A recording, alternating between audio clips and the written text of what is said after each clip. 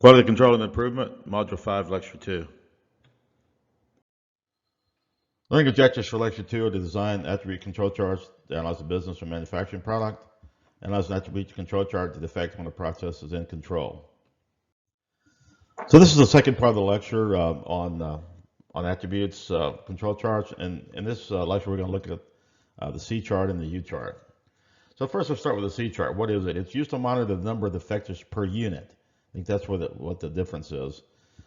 Examples, for example, the number of returned meals in a restaurant, the number of trucks that exceed their weight limit in a month, the number of discolorations on a square foot of carpet. All these would be examples of where the C chart would be useful to apply.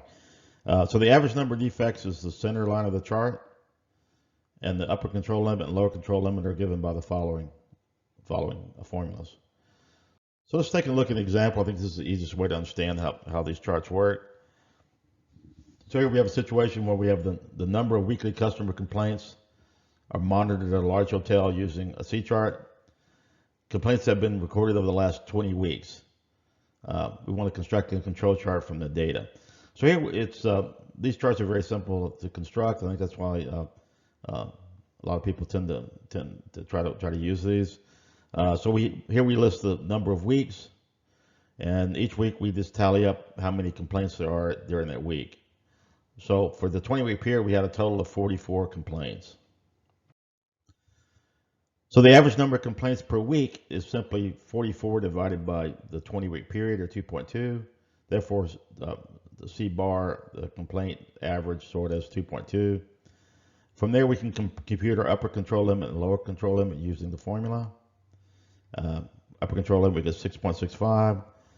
The lower control limit, we get 0, or we get less than 0, so we set that to 0. We can't have a negative control limit. So once we enter this data into Minitab, again, this is a single column. Go to Stack Control Charts, Attributes Charts, and select C. Minitab will then automatically generate the control chart. Here you can see the limits here. Just check these are the same limits we had by doing it by hand.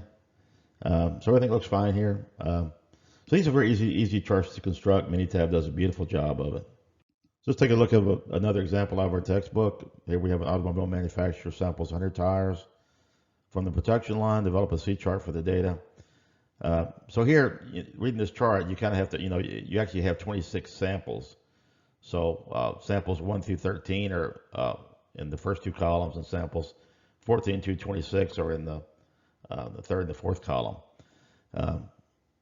So here, sample number 1 that we selected 1 hour, we pulled off 21 tires. We found 21 nonconformities. Out of the 100 tires we selected. So each sample number, we're pulling off 100 tires. In the first hour we found 21 of them that were bad. In the second hour we found 24 of them that were bad, etc. So once the 26 samples contain 516 total nonconformities, again we just added up the number of nonconformities. We can estimate this by taking 516 divided by 26, so 19.885. And then again, we calculate the control limits exactly the same way we did in the previous example, except here the lower control limit is greater than 0, so we just leave it as what we found there. So again here, Minitab is used to plot the results, except in this case, as the book points out, notice you have on the initial chart here, you have 2 of them that are out of control. Points 6 and 20 here fall outside of the upper control limit or lower control limit. So those are problems we have to investigate so we can find an assignable cause. So in this case, we go out and we find that there was an inspection error. Here the inspector just made an error. We rechecked that tire and it's okay. There's no defect. And also up here, maybe we had a problem with a temperature controller, so we actually know what caused this bad sample. So therefore these 2 samples can be excluded from our data set, and then we can just replot. because we found assignable errors. That we know what caused these problems. So it wasn't the problem of the process; it was a problem of just a failed instrument or an operator error kind of thing. It's not a problem with the underlying process that we have.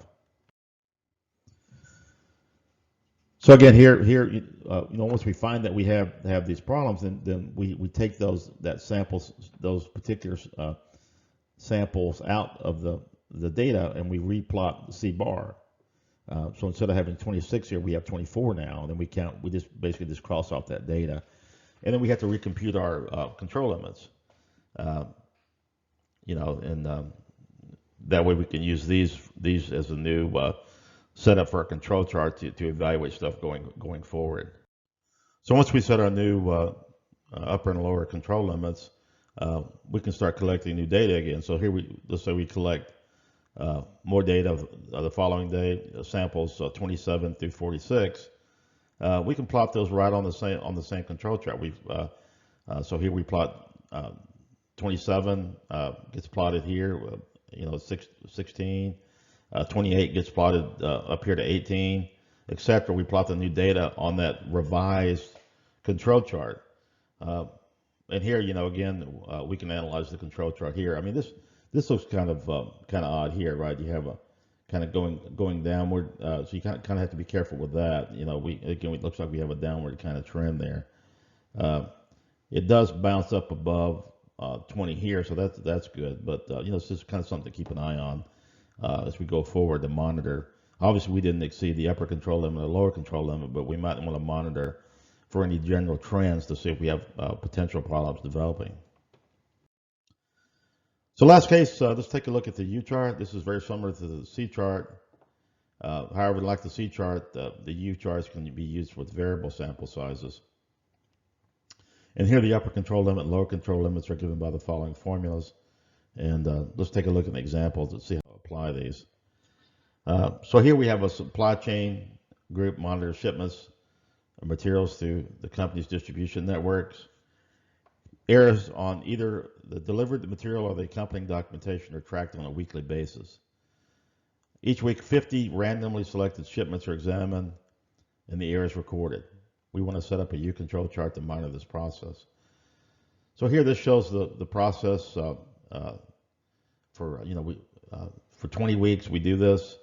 The sample size is 50, and out of every week that we draw the 50 sample sizes, we just count the number that are errors. So 2 divided by 50, that's where we get the average number of errors per unit. 2 divided by 50 is 0.04. We do this the next week, we get 3 divided by 50, 0.06. So every week we calculate these. So the total number of errors, we simply add up the third column, we get 74. The average number of errors per unit, we add up all of these guys, we get 1.48. So here we can estimate the number of errors or nonconformities per unit to be, so here U bar is the sum from I is 1 to 20, so we had 20 sample weeks. Use of I, so that's this column here that we've calculated here, the 1.48 divided by the number of sample numbers, which is 20. We did this for 20 weeks, 0.0740. The upper control limits and lower control limits are calculated using the formula. So it's U plus 3 times the square root of U divided by 50, because 50 is the sample size in. The lower control limit turns out to be negative, so we set that to 0. So here, you can use Minitab to plot this again. We're not going to plot these by hand on a piece of graph paper. Minitab does a much more professional job of doing that than we could.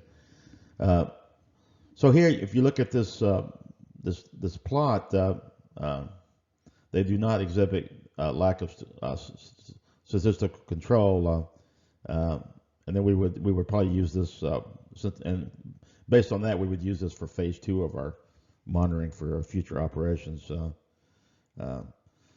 There's one thing to note here, though, that although again the process is in theoretically in control, there's a lot of these are pretty high peaks here, coming up here. So the average number of errors here per shipment is kind of high. You probably should, based on this chart, I would begin looking for potential signs of errors, or try to track what's going on to try to improve our process, because this could easily drift up and be above the upper control limit. That's a little bit concerning, that there's such a wide variation here. It'd be a lot better process if you could kind of if you saw these peaks be not so high and the lows not be so low. So this looks like you have plenty of room for improvement in your supply chain.